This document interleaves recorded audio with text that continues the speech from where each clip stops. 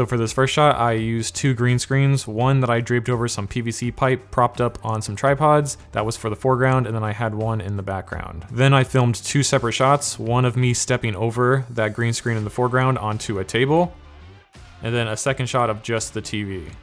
I brought both of those clips into Premiere, masked out myself and the table from the green screen clip, used Ultra Key to get rid of the green, dragged my TV footage under the green screen clip, rescaled and positioned the shot of me to line up with the bottom of the TV, duplicated that footage, repositioned it, brought the brightness down, increased the contrast, and then dropped the opacity to create a shadow. Then the last thing I did was take a screenshot of the Disney Plus menu screen, scale that down and reposition it to fit the TV, and after all that I have my final result.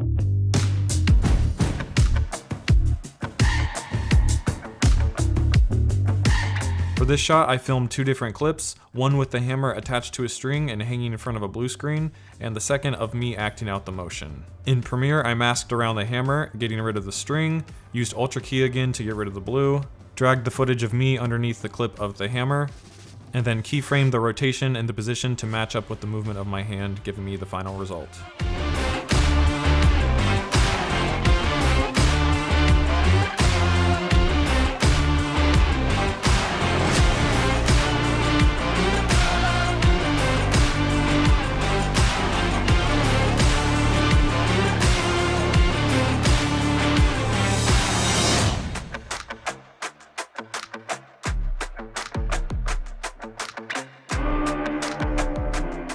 Okay, so for this shot I filmed 4 different clips. The first one was of me in the car acting out like it was taking off and flying and the green screen in the background.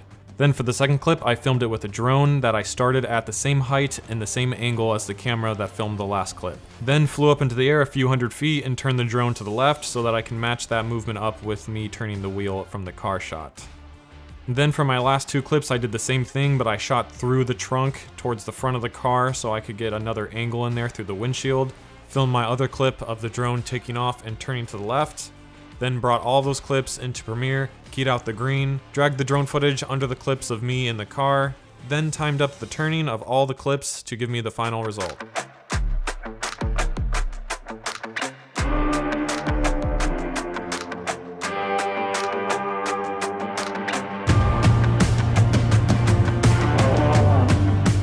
For this shot, I filmed 2 different clips. The first one was of me walking in front of a green screen, and the second was of a toy TIE fighter that I put on a table and shot in the same lighting conditions as my first clip. Then I masked and keyed out the green screen shot, scaled it down and repositioned it, duplicated that footage, flipped it vertically, repositioned it underneath, dropped the opacity, added a blur, and this created a reflection on the table.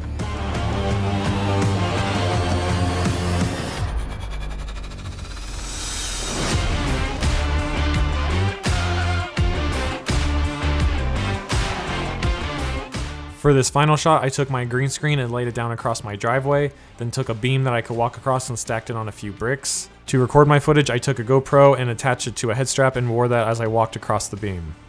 After I was done shooting that, I took the footage and brought it into After Effects and tracked it inside of Mocha. I tracked this log on the side of the frame that I was using to hold down the green screen. After Mocha was done tracking, I jumped back into After Effects and applied that tracking data to a null object. Then I key and mask out the green screen footage so I'm just on a black background. Then I went onto Adobe Stock and signed up for a 30-day trial. They give you 10 free downloads, and I found this image of a top-down view of a street from a building. I rescaled and positioned the image how I wanted it in my shot, parented that image to the null object, and then turned on motion blur for the image, and then I was finished.